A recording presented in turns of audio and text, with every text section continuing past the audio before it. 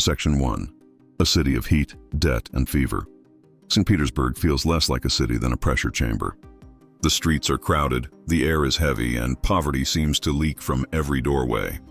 In a tiny rented room lives Rodion Raskolnikov, a former law student who has abandoned his studies because he can no longer afford them. He is intelligent, proud, isolated, and dangerously certain that ordinary morality may not apply to extraordinary people. Raskolnikov does not simply hate his poverty. He is humiliated by it. He avoids his landlady, pawns small possessions, and spends long hours wandering through the city while arguing with himself. His thoughts move between compassion and cruelty, shame and arrogance, self-disgust and grand ambition.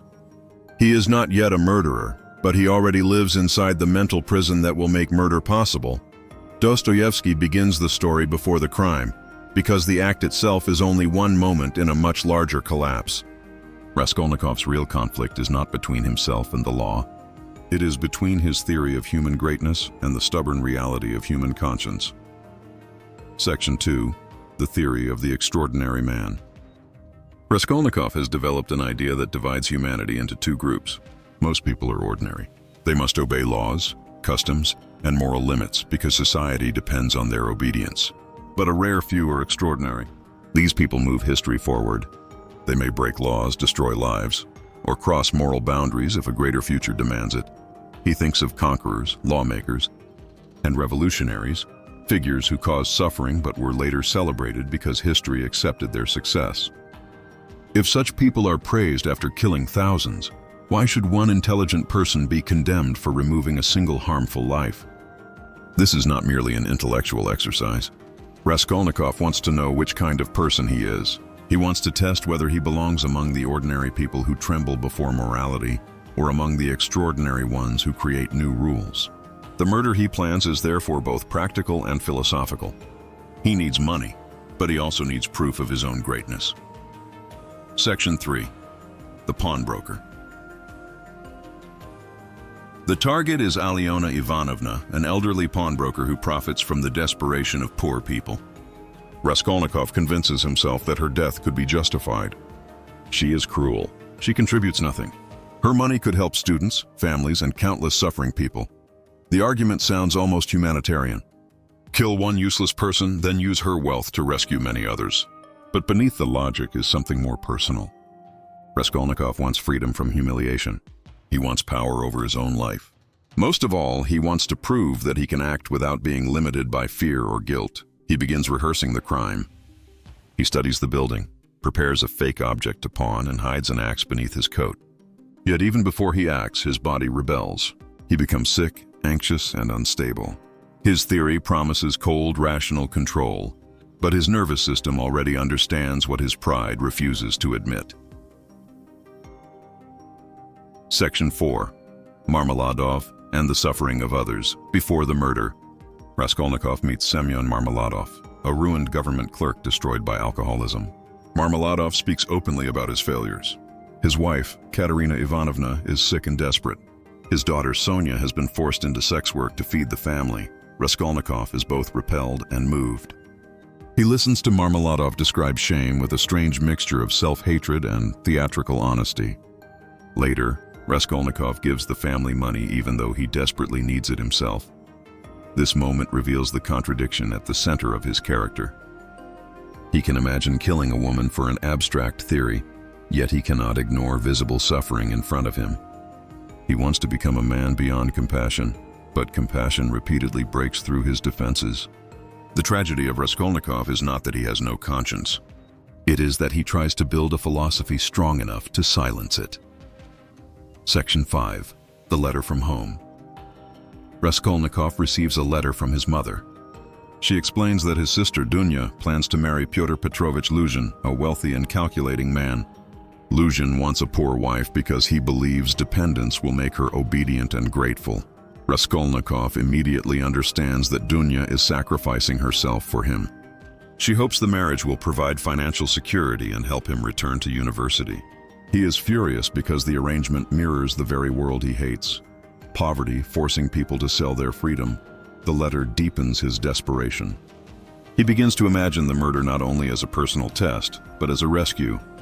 With the pawnbroker's money, he could free Dunya, help his mother, resume his education, and become the person he believes he was meant to be.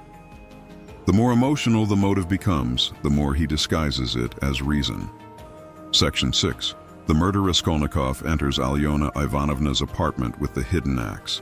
The carefully imagined plan immediately begins to collapse. The room feels smaller, the sounds louder, and every movement more difficult than it seemed in his mind. He strikes the pawnbroker. The act is brutal, clumsy, and nothing like the clean philosophical experiment he imagined. Then her innocent half-sister Lizaveta unexpectedly enters. Raskolnikov kills her too. Lizaveta's death destroys every moral excuse.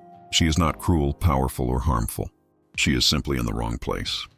The murder that was supposed to prove rational control becomes panic and chaos. Raskolnikov steals a few objects but barely understands what he is taking. He hides them beneath a stone and never uses the money. This is crucial. The crime was never truly about wealth. The stolen goods become meaningless because the real object of the crime was his identity. He wanted to discover whether he was extraordinary. Instead, he discovers that he is terrified. Section 7. The first punishment. After the murder, Raskolnikov becomes feverish. He hides evidence badly, forgets important details, and fears every sound in the hallway. When he is summoned to the police station over an unrelated debt, he nearly collapses. No judge has accused him. No witness has identified him. Yet punishment has already begun. His suffering comes from fragmentation. One part of him insists the act was justified. Another part recoils from what he has done. He cannot reconcile the murderer with the man who gives money to strangers, protects vulnerable women, and loves his family. The legal system is still outside his door, but conscience is already inside the room. Dostoevsky shows that guilt is not merely fear of being caught. It is the mind's inability to remain whole after violating its own deepest moral knowledge. Section 8. Razumikhin. Raskolnikov's friend, Dmitry Razumikhin, becomes one of the story's moral contrasts. Razumikhin is also poor, intelligent, and struggling, but he responds to hardship with work, loyalty, humor, and connection. He helps Raskolnikov during his illness. He comforts his mother and sister. He finds practical solutions instead of grand theories. Where Raskolnikov isolates himself, Razumikhin builds relationships. This difference matters because it proves that poverty alone did not cause the murder. Both men suffer under the same social conditions, but they choose different responses. Raskolnikov turns humiliation into superiority. Razumikhin turns hardship into solidarity. Dostoevsky does not deny the cruelty of poverty. He shows, however, that suffering does not automatically produce moral collapse. The danger begins when pain becomes an excuse to place oneself above other people. Section 9. Porfiry Petrovich. Porfiry Petrovich. The examining magistrate does not pursue Raskolnikov like a conventional detective. He understands that psychological pressure may be more powerful than physical evidence. Porfiry has read an article Raskolnikov wrote about extraordinary people. He questions him about the idea, not because the article proves murder, but because it reveals the kind of mind capable of rationalizing one. Their conversations become intellectual duels. Porfiry appears casual, humorous, even friendly. Yet every question tightens the space around Raskolnikov. He does not simply want a confession.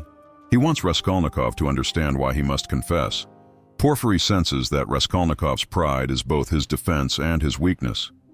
The young man cannot tolerate being misunderstood, but explaining himself risks exposing the truth.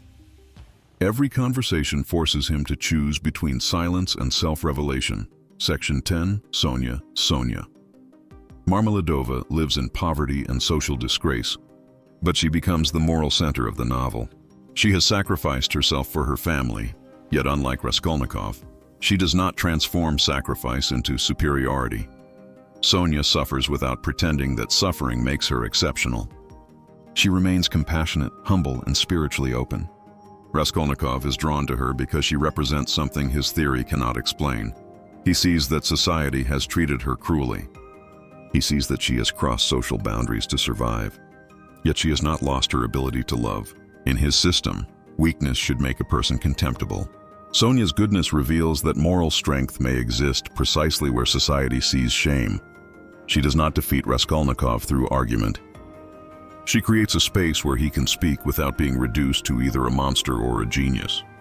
Section 11. The death of Marmeladov. Marmeladov is struck by a carriage and carried home dying. Raskolnikov witnesses the family's despair and gives them nearly all the money he has. Once again, his behavior contradicts his theory.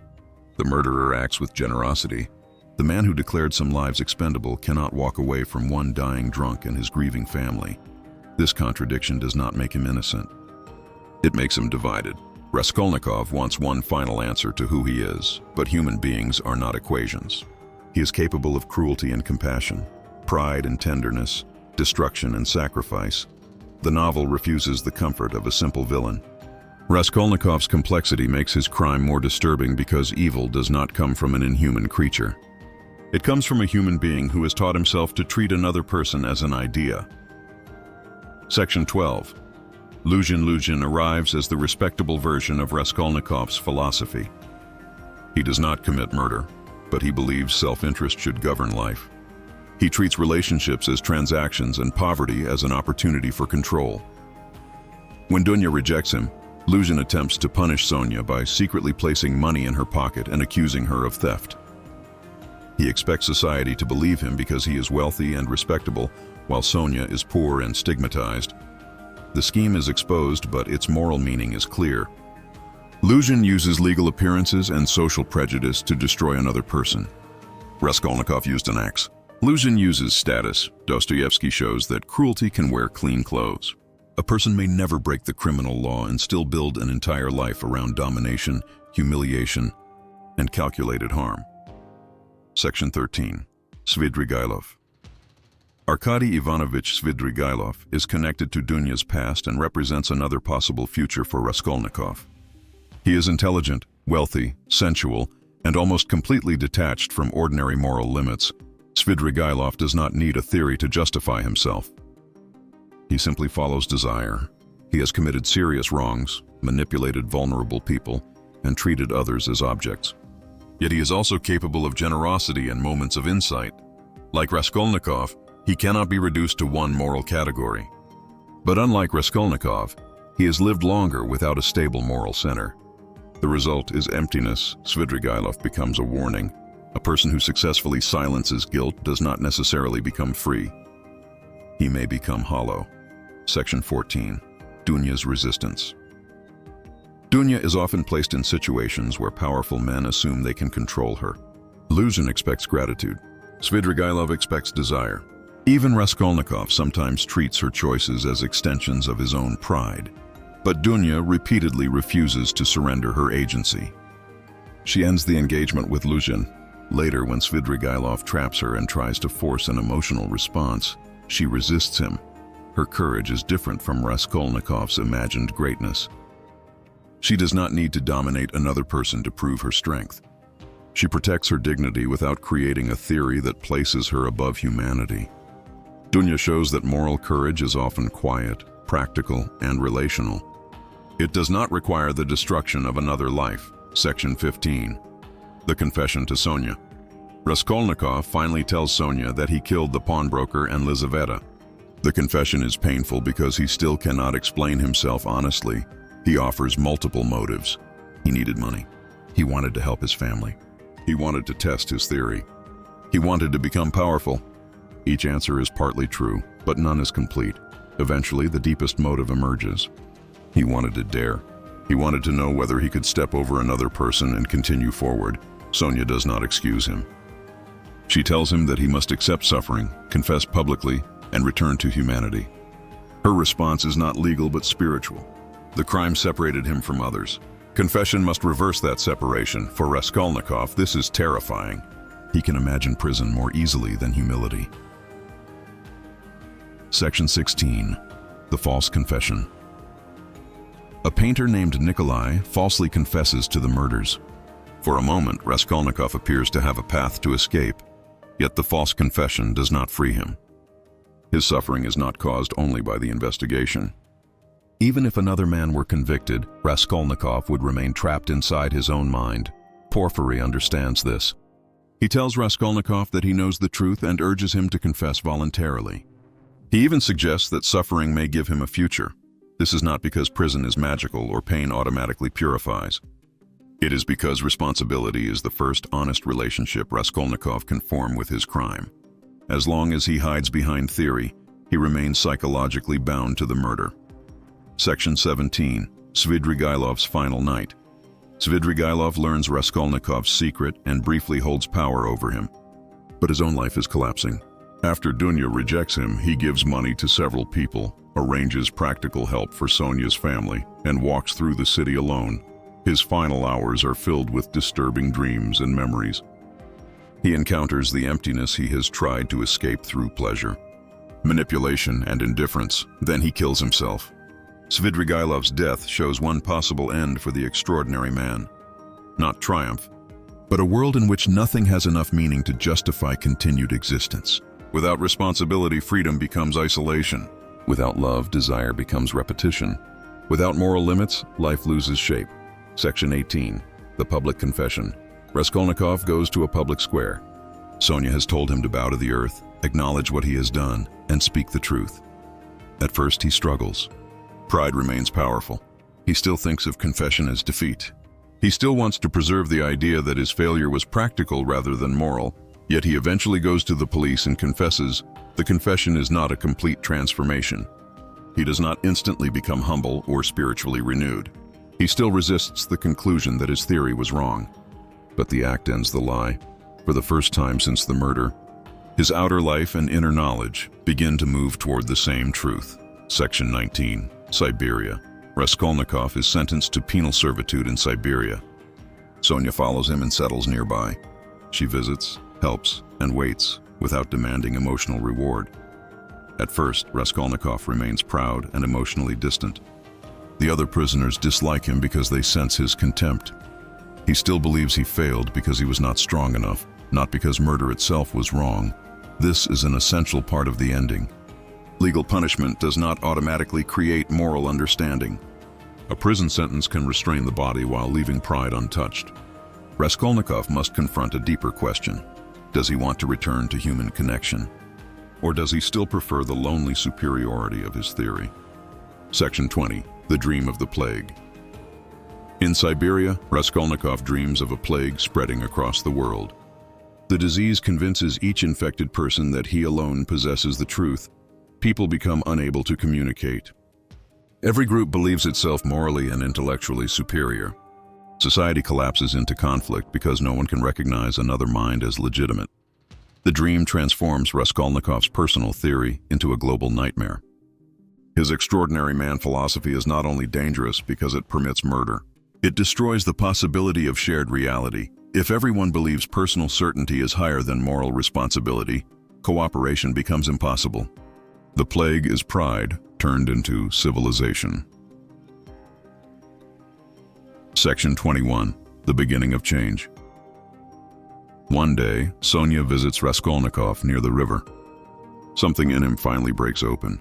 He falls before her and embraces her. This is not a dramatic conversion in the simple sense. Dostoevsky presents it as the beginning of a long process.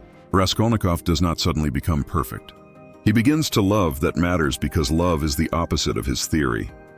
His theory reduces people to categories: ordinary, extraordinary, useful, harmful, permitted, expendable. Love recognizes an individual as irreducible. Sonia does not win an argument. She makes abstraction impossible. Raskolnikov can no longer think of humanity only as material for great men, because one specific human being has remained beside him. Section 22. Why the real punishment came first. The title Crime and Punishment may suggest a simple sequence. A man commits murder, the law catches him, and the state punishes him. But Dostoevsky reverses that structure. The punishment begins immediately after the crime. It appears as fever, paranoia, isolation, contradiction, and the collapse of identity. The trial and Siberian sentence come later. Raskolnikov believed morality was an external rule created for ordinary people. After the murder, he discovers that moral reality is also internal and relational. He has not merely broken a law, he has broken his connection to other human beings and to himself. The state can send him to prison. Only responsibility can end the deeper punishment. Section 23. Poverty and Moral Choice. The novel is filled with poverty, debt, illness, addiction, exploitation, and hunger. Dostoevsky does not use suffering as decoration. Material desperation shapes nearly every decision in the story. Sonia sells herself to feed her family. Dunya considers marriage for security. Marmeladov drinks while his household collapses. Raskolnikov abandons university and begins to see violence as a solution, but the novel never claims that poverty mechanically produces crime. Instead, it shows how suffering narrows choices while leaving moral responsibility painfully intact. This tension makes the story difficult. Raskolnikov is both shaped by injustice and responsible for murder. Compassion does not require denial. Judgment does not require simplification. Section 24, the failure of pure reason. Raskolnikov's theory appears rational because it calculates lives from a distance. One harmful person can be removed, many others can benefit. History can advance, but human reality refuses to remain distant. Lizaveta enters the room. Sonia has a face. Dunya has a will. Razumikhin has loyalty. The abstract categories collapse when confronted by actual people. Dostoevsky does not reject reason itself. He rejects reason severed from empathy, humility, and responsibility. Intelligence becomes dangerous when it treats human beings as objects in a private equation. Raskolnikov's mistake is not that he thinks too much. It is that he believes thought can eliminate relationship. Section 25, the final message. Crime and punishment begins with a young man who wants to know whether he is extraordinary. He believes greatness means standing above ordinary moral limits. By the end, the question has changed. Can he accept that being human is not a weakness? Can he live without turning other people into instruments? Can he exchange superiority for connection? Raskolnikov does not become free when he avoids suspicion. He does not become free when another man confesses. He does not even become free when he finally tells the truth. Freedom begins when he stops defending the identity that required the murder. The novel's final hope is not that suffering is good. It is that no person is completely trapped by the worst thing he has done, provided he accepts responsibility and allows love to challenge the story he tells about himself. Raskolnikov thought the murder would prove that he could step beyond humanity. Instead, it proved that he could not live outside it. His real punishment was not prison. It was the attempt to become someone who no longer needed a conscience. And his real salvation begins when he finally understands that needing other people is not defeat.